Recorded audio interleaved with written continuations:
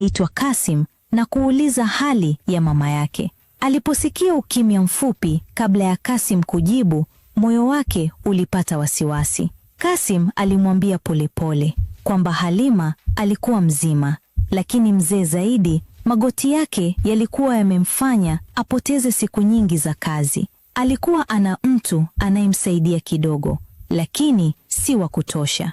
Alikuwa ana afya ya kutosha, lakini hakuwa na furaha. Siti alikata simu na kumwamsha Fahad na kumweleza kwamba anahitaji kwenda kijijini. Fahad alimuuliza kwa nini haraka. Siti akasema ukweli kwa mara ya kwanza kwa sauti kubwa, kwamba amemwacha mama yake peke yake kwa muda mrefu sana.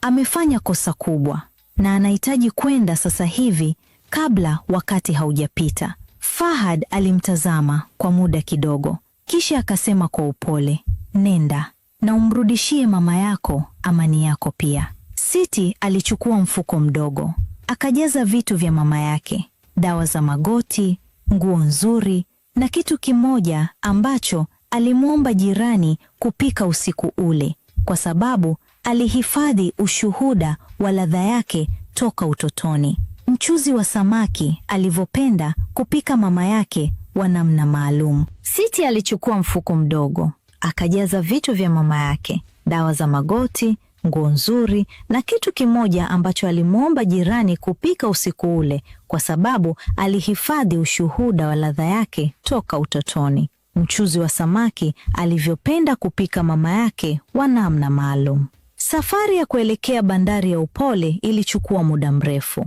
Siti aliketi peke yake ndani ya gari lililokuwa na abiria wachache. Alitazama nje ya dirisha, alitazama ardhi inayopita, miti inayopita, vijiji vidogo vinavyopita, na alihisi kitu alichokuwa amesahau tangu miaka mingi. Alihisi harufu ya pwani inayokuja kidogo kidogo kadri walivyosogea, harufu ya chumvi na samaki, na upepo wa bahari ambayo ilikuwa imemlea yeye akiwa mdogo. Harufu ile ilimchoma kwa uchungu wa starehe, uchungu wa mtu anayerudi mahali ambapo alikuwa na furaha ya kweli kabla ya kujua kwamba furaha inaweza kupotezwa. Alipofika kijijini wakati wa machweo, jua lilikuwa linakwenda chini kwa rangi ya dhahabu na machungwa. Mawimbi ya bahari yalisikika kwa mbali. Watoto walicheza pwani kama watoto wanavyocheza, kwa nguvu ya sasa hivi, bila kujali kesho. Na Siti alisimama kidogo, akiangalia kijiji chake, kijiji ambacho kwa muda mrefu alikuwa akidhania kwamba amekikimbia, lakini leo aligundu kijiji hicho kilikuwa ndani yake muda wote, kisubiri arudi. Alitembea polepole hadi nyumba ya mama yake. Aligonga mlango taratibu. Ukimya kidogo. Kisha sauti ya chini ya mtu anayejaribu kusimama kwa nguvu ilisikika. Nani?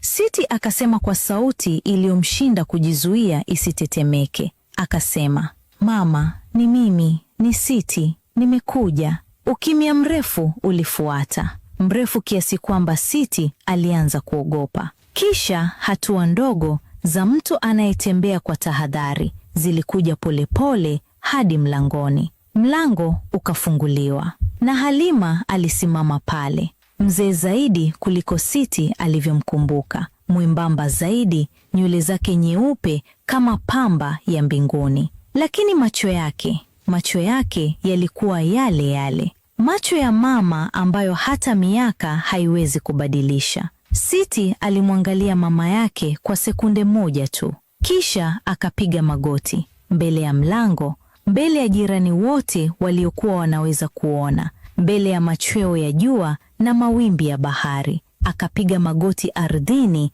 na akaanza kulia. Akalia bila kusema neno lolote, kwa sababu maneno yote aliyokuwa amesema moyoni mwake njiani yalimkimbia wakati alipoona uso wa mama yake. Akalia tu kwa ukweli, kwa maumivu ya kweli na kwa toba ya kweli. Halima akashuka polepole kwa sababu magoti yake yalimuuma, na akamshika Siti kichwani kama mama anavyoweka mkono kwa mtoto wake anayeumia. na akasema maneno ya mama ambayo hata laana ya ardhi haiwezi kuyazuia kutoka.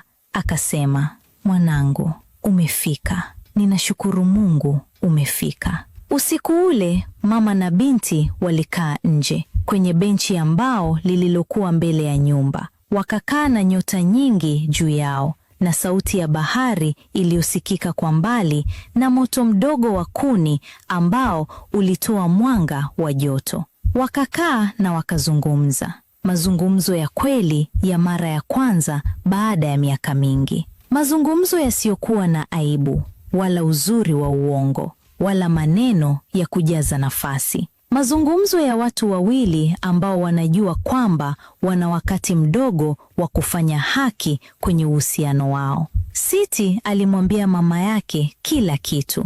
Alimwambia jinsi mji mkubwa ulivyomfanya ajihisi tofauti, jinsi marafiki wapya walivyomfanya ahisi aibu ya asili yake, jinsi mabadiliko yalivyokuja polepole kiasi kwamba hakuyaona yanakuja hadi yalipokwisha kuwa ndani yake. Alimwambia jinsi alivyomfunga mlango siku ile na jinsi mlango ule ulivyobaki wazi moyoni mwake hadi leo, ukiruhusu maumivu ya aibu na toba kuingia na kutoka wakati wote. Alimwambia kwamba hakukuwa na siku yoyote tangu siku ile ambapo hakufikiri juu yake, hata siku ambazo alionekana anafurahi zaidi. Uso wake ulikuwa unaonekana katika ndoto, katika mawazo ya asubuhi, katika ukimya wa usiku wa manane. Halima alimsikiliza binti yake. Alimsikiliza kwa macho yake tu,